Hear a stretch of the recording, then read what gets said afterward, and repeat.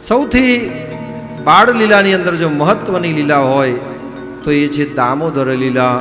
એ દામોદર લીલા દ્વારા પોતાની માતા સાથેની જે લીલા છે, માતા એક યશોદાનું ભાગ્ય એવું છે કે ભગવાન પરબ્રહ્મ પરમાત્મા ભગવાન શ્રી હરિ નારાયણને બાંધી શકે છે. આજ સુધી ભગવાનના સાકાર સ્વરૂપને કોઈ બાંધી શક્યું નથી. યશોદા માતા છે, પોતાના ઘરની અંદર છાસનું વલોણું કરી રહ્યા છે. સુંદર મજાની મોટી કાળી ગોળી છે, એની વલોણું છે, એની રલોણાની રસ્સી બાંધી છે. એક હાથે રસ્સી આમ જાય તેમ જાય, એમના મેખલા થોડા ખુલેલા છે, વાળ થોડા ખુલેલા છે, અને ભગવાન સામુ નજર નાખતા જાય ને વલોણું કરતા જાય. ભગવાન સામુ નજર નાખતા જાય ને વલોણું કરતા જાય. ભગવાનને પણ વાત્સલ્ય ભાવ જાગ્યો છે. ભગવાનને પણ માં યશોદા છે, એમને મળવાની ઈચ્છા થઈ.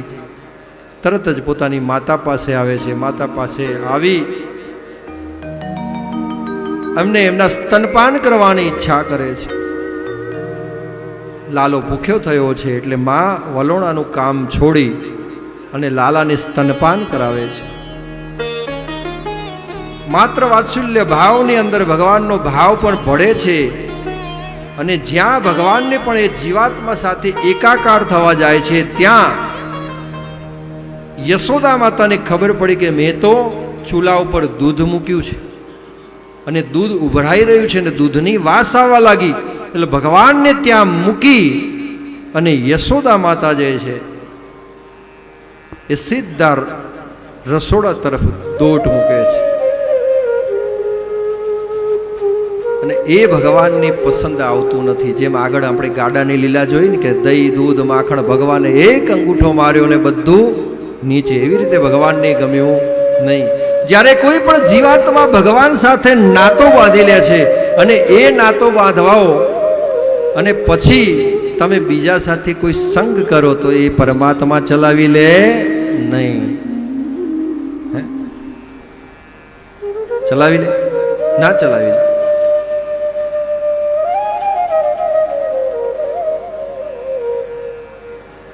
એટલે એવું છે, કોઈને તમે કોઈની સાથે તમે સંગ કરો, જીવાત્મા એક જીવાત્મા બીજા આત્મા, સમજો કે બે જીવાત્મા પતિ અને પત્ની, તો બંનેનામાં અલગ અલગ આત્મા, પત્નીમાં પતિમાં, પણ એનો એકાકાર પાણી ગ્રહણ કરી અને પંડિતજી લગ્નના મંડપમાં એકાકાર કરાવે અને એકાકાર થઈ ગયો. તમને એમ થઈ ગયું કે આ મારો પતિ, પત્નીને એમ થઈ ગયું કે આ મારો પતિને, પતિને એમ થઈ ગયું કે આ મારી પત્ની. એકાકાર થઈ ગયો. પછી 5-7 વર્ષ પછી કંઈ બીજું જાણવા મળે તો કેવું થાય? કહો, પેલું એકાકાર થઈ ગયો પછી તમે બીજું સહન કરી શકો?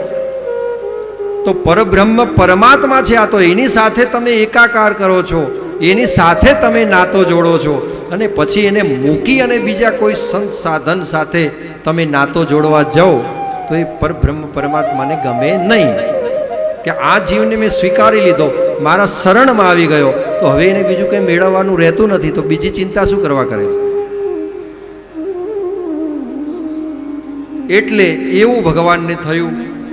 ભગવાનને ગમ્યું નહીં એટલે એમને માટલી જે હતી ને ફોડી નાખી. આખા ઘરની અંદર માખણ અને આખા ઘરની અંદર છાસ બધું છવાઈ ગયું. યશોદા માતા આવે છે તો માટલી ફૂટેલી. કાનુડો ઊભો ઊભો પોતાની નજરો આમાં ઊંચી કરે છે. માતાને ખબર પડી કે કાને ફોડી છે. તરત જ માતા એની પાછળ દોડે છે, મારવા જાય છે. તરત જ કાનુડો આગળ દોડે અને માતા પાછળ દોડે. કાનુડો આગળ દોડે ને પાછળ. બધા દેવો લોકની અંદર દેવો પણ જોઈ રહ્યા છે કે ભગવાન આ કેવી લીલા કરી રહ્યા છે.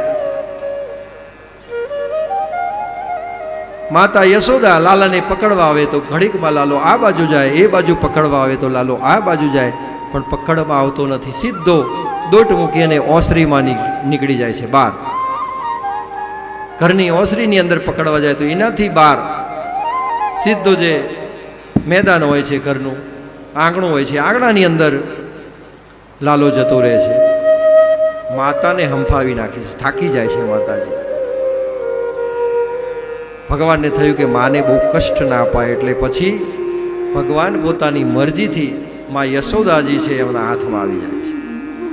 ને હાથમાં આવે છે ને એટલે પછી યશોદા માતાને એમ કે આજ તો તને બરાબરનો બાંધી જ દઉં. એટલે જે ગાય દોવાની રસ્સી પડી હોય છે ને, એના પગ બાંધવાની રસ્સી હોય, એ રસ્સી લઈ અને એક ખાંડણી હોય છે, ખાંડણીઓ ને લે છે અને ખાંડણીયા સાથે એ રસ્સી વડે ભગવાનને બાંધવાનો પ્રયત્ન કરે છે. પણ જેવું ભગવાનને બાંધવા જાય એટલે 3 ઇંચ રસ્સી ઓછી પડે. એટલે યશોદા માતાએ બીજી રસ્સી પડી હતી, એ બંને રસ્સીને ગાંઠ વાળીને મોટી કરીને પાછળ બાંધવા જાય તો એ 3 ઇંચ ઓછી પડે. જેટલી રસ્સી હતી એ બધી રસ્સી લઈ લીધી અને એ રસ્સી દ્વારા બાંધવા જાય તો પણ ભગવાન બંધાતા નથી. ભગવાન આમ આમ આમ કરે, આમ આમ થોડું શરીર કરે એટલે પેલું બંધાય નહીં.